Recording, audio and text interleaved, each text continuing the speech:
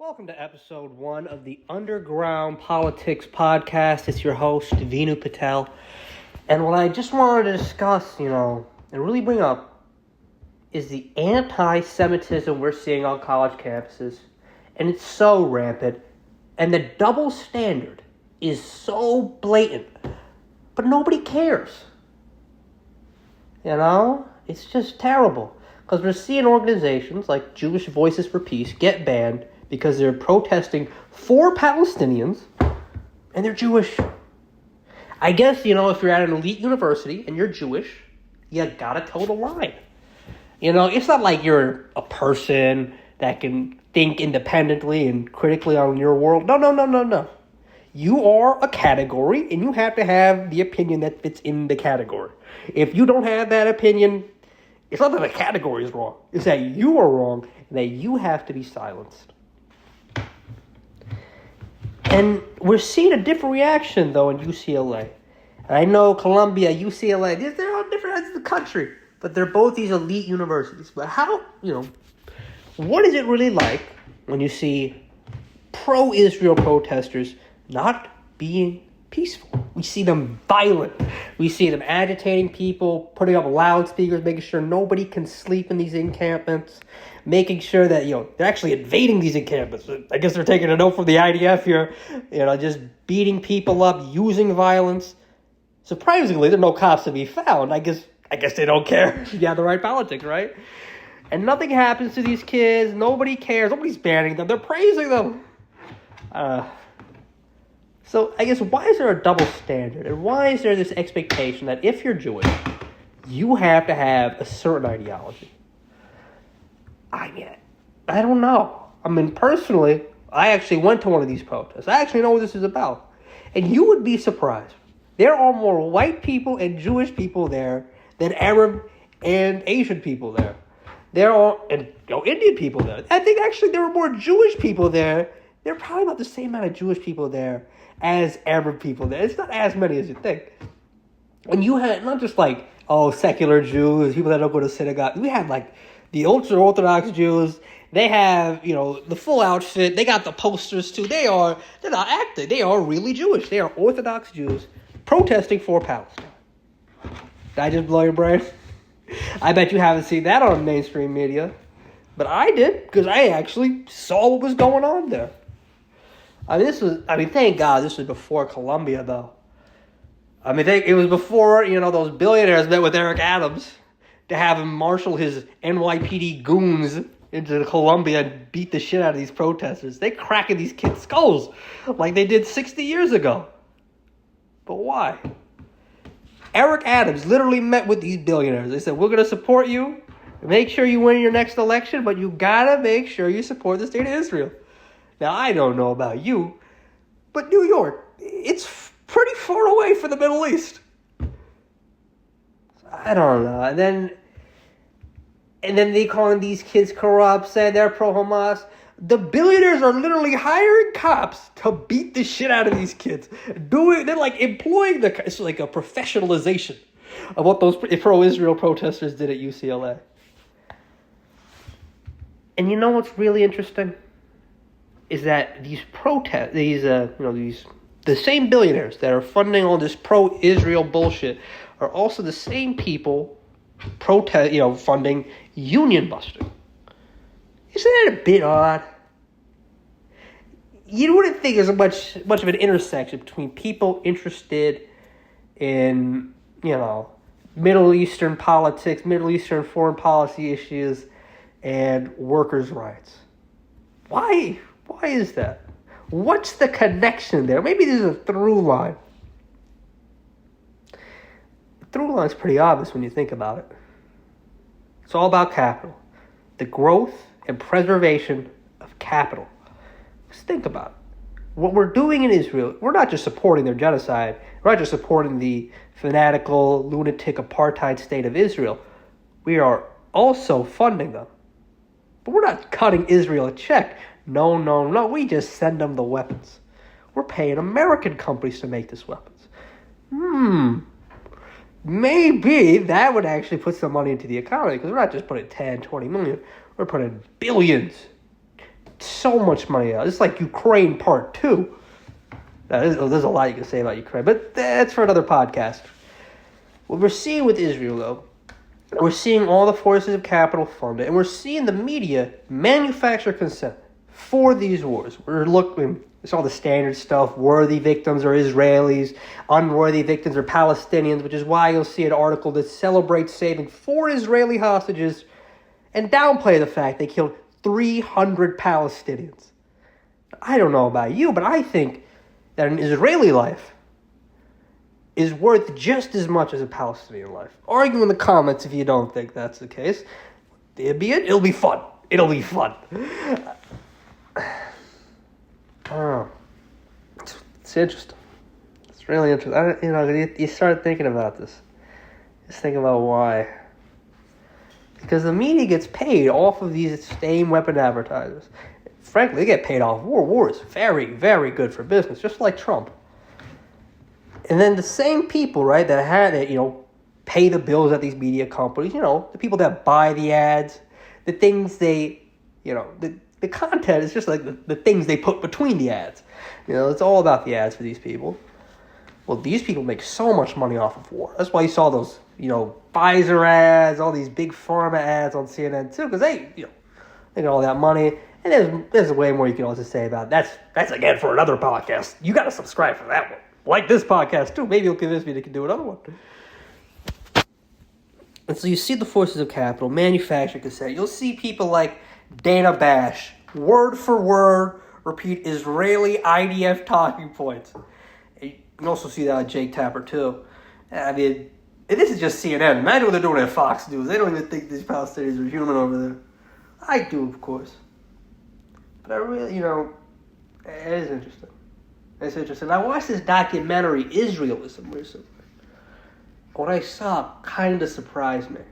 Not particularly that much. I knew, Jewish kids growing up, in my high school. And they did support Israel, but it wasn't like a big thing. It's not like, massive point of discussion. I guess it was just, assumed that we all agreed. But then, you'll see this. And you'll see, and I saw the documentary, it's kind of insane. They're just programming these kids to love the state of Israel from birth. I mean, if that happened to you, if every adult authority figure in your life told you that Israel's a good place, Israel is good people, Palestinians are demons, they're dogs, they're all terrorists trying to blow you up, and you just kept getting told that from the age you could even, were sentient, age you could actually comprehend things, to 18, till you're fully developed. If I say Israel's an apartheid state, I will not be surprised if you clicked off. It is the truth. Even organizations in Israel, human rights organizations in Israel, will tell you that Israel's an apartheid state. And if you went on Birthright, you could see the fucking wall. That's what they showed at Israelism. You could see that it's an apartheid state. I guess it's about belief. Because who really wants to believe that? Because when you hear more about the context, and this is a really interesting part of the documentary, like one of these Palestinian guys actually went to Auschwitz. He saw that. And, it makes sense. I don't think it's right, but it's an explanation. If something that traumatic happened to you, or your family, or an entire group of people, and then you tell them 50 years later, wait a second, maybe we shouldn't have a state of Israel because, it was built on the Nakba, which was about ethnic cleansing, about removing a people from their lands, putting them into a specialized area, taking away all their rights. It might start to ring some bells. Wait a second, did that happen before? Was there something Hitler did? I mean, but who knows? Who remembers these things, right? At least that's what I thought. And, I know a lot of you hate me now. I know a lot of you think, I clicked on this podcast because I thought it was talking about the real made-up issue I found on Fox News that makes me feel good. I get it. I didn't believe it either at first. I thought it was fucking nuts. Who doesn't love Israel? Israel, America's number one ally in the Middle East. This would have been interesting. Israel. It's a client state of America. Did you know that? What does that even mean? I think this goes all back to the founding of the State of Israel. And for the fact that a lot of these Western countries, even after the Holocaust, they don't want to take in Jewish refugees. So rather than, doing that, which would have made more sense, they'll just give them some land in the middle of nowhere with a bunch of people on it, and they can just do that. It's just another form of colonialism. But doesn't it ever strike you as odd? Jewish people never get anything. People are anti-Semitic, especially back in the 1940s or whatever, when, after World War II. Does it ever strike you as odd they gave Jewish people an entire country? Because a couple of years before, and this is, a real event, I'm going to look this up right now, but FDR blocked Jewish refugees. Let me find this for you right now. So you can see this, and you'll see this actually on Smithsonian. So I just found it. In 1942, the American government turned away thousands of Jewish refugees. This was everybody knew who Hitler was. And if they really cared, and if they wanted to know, they could have figured out just how anti-Semitic he was, just all the terrible policies put into place. But in 1942, America turned away thousands of Jewish refugees who had to go back to the Holocaust or trying to dodge that. But 6 years later, about when the State of Israel was founded, they give Jews their own country. Do you ever wonder why that is? Because Israel has never really been about Jews or Jewish people or anything of the sort. It was all about empire. Because who had Palestine before?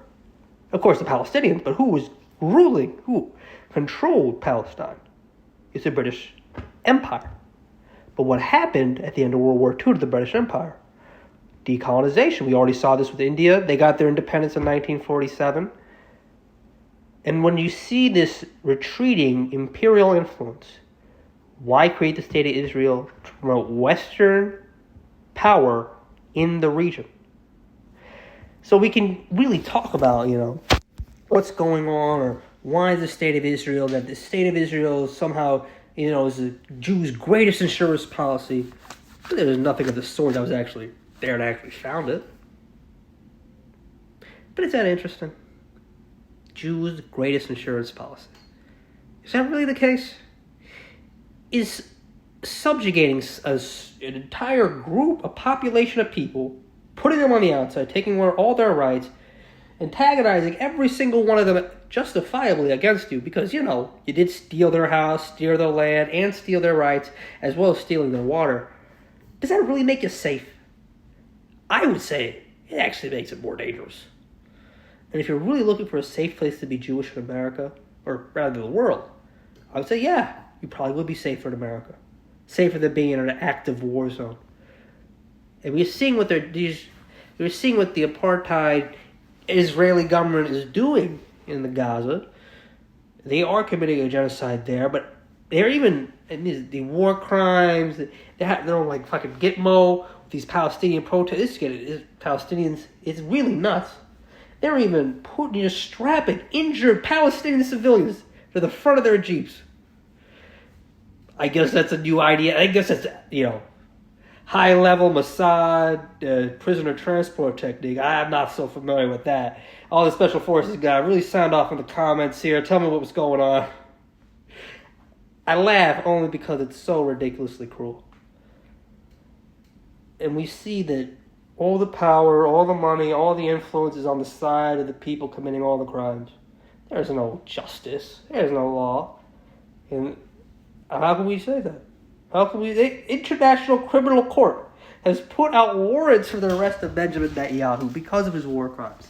And what does America do? We shield him. We protect him because it's worth it to us.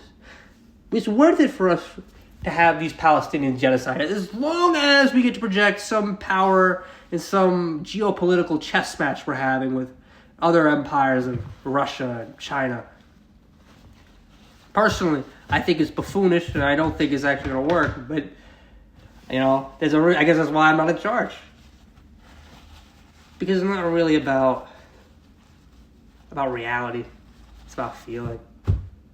And that's what you'll see with these counter-protesters. protesting for Israel at UCLA. I feel they really knew what was going on there. That they really knew the terror that was being done on these Palestinians.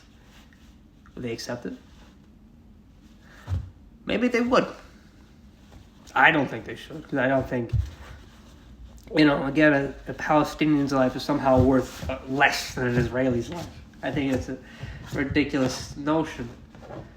But the idea, right, is that somehow you can kill all these women and children, maybe some soldiers as well, when you're not carpet bombing their buildings and killing your own Israeli citizens being held hostage, or just straight up shooting them in the head, even if they're waving a white flag. That's also another event. I guess they must have defeated Hamas, right?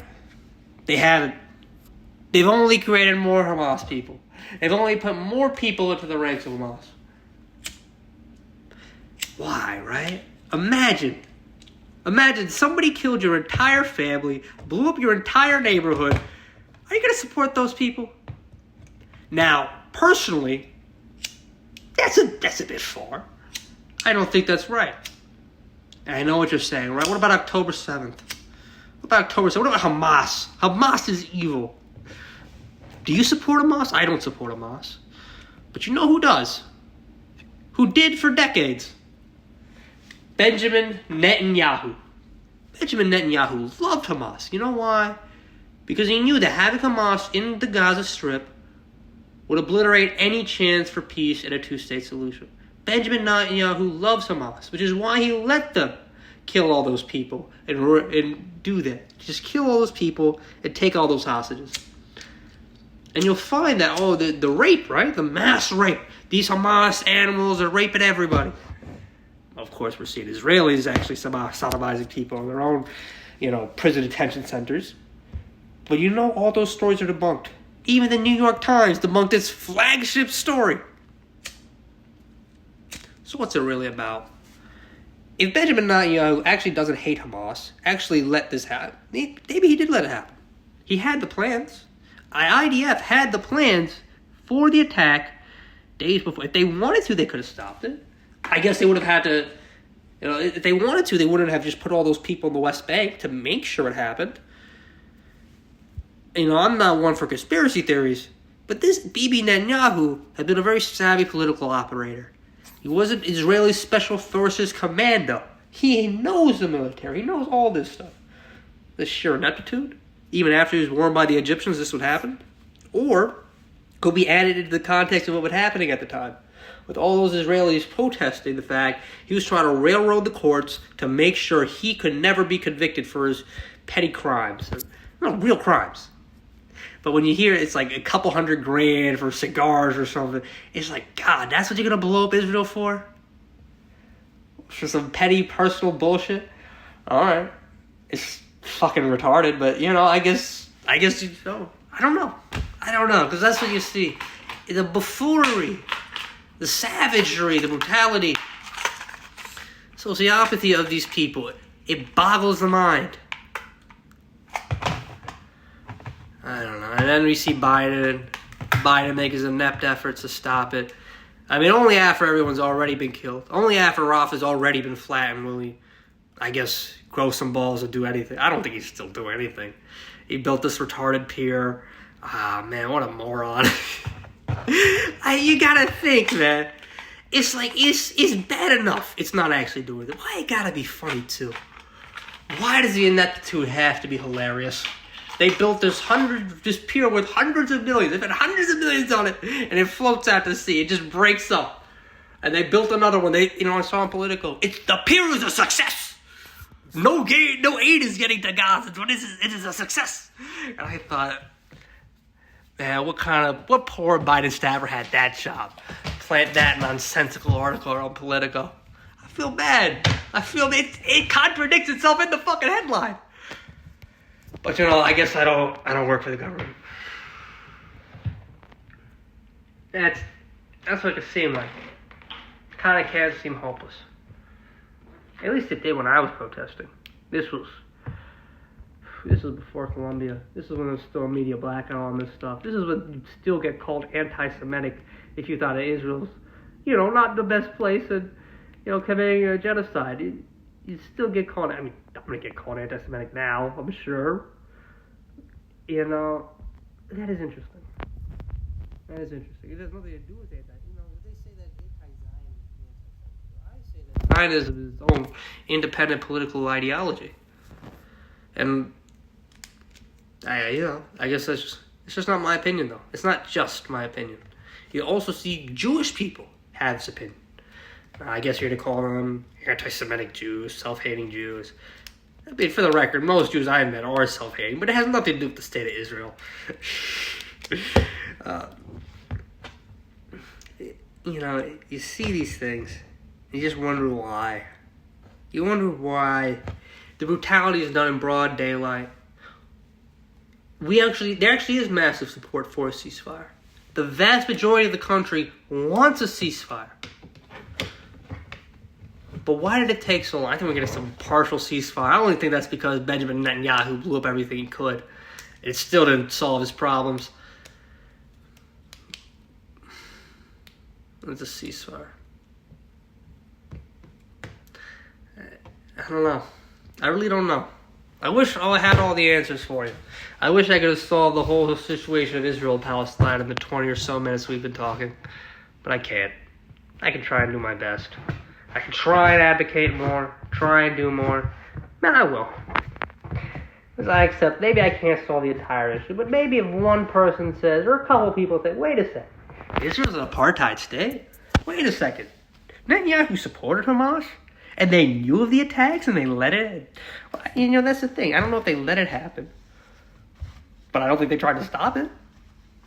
It's weird, right? You think if you had the plans to stop October 7th, you may do something about it. That's what I thought. But, I guess I'm no supreme military general. I don't understand the 4D chess you gotta play to allow these attacks to happen. How Mr. Security, Bibi Netanyahu, has to allow Hamas to kill and take all these hostages. But then again, I'm no general. I'm no Israeli commando, so I guess I wouldn't understand. And if you are Jewish, this may be the first time you've ever heard this. I did try to hook you in with the anti-Semitism thing on college campus. I know that's that's red meat for you. And I did actually give you an example of real anti-Semitism on college campuses. But I know that must be hard. Because if you are against Israel, what could that mean for you? I mean, put aside for a second whether or not you think I'm right. Maybe you think I'm wrong. Maybe you think I am right. You can look it up for yourself. But if you did, say, believe that Israel was an apartheid state, what could happen to you? All your friends could call you a self-hating Jew, call you anti-Semitic. Your family could disown you.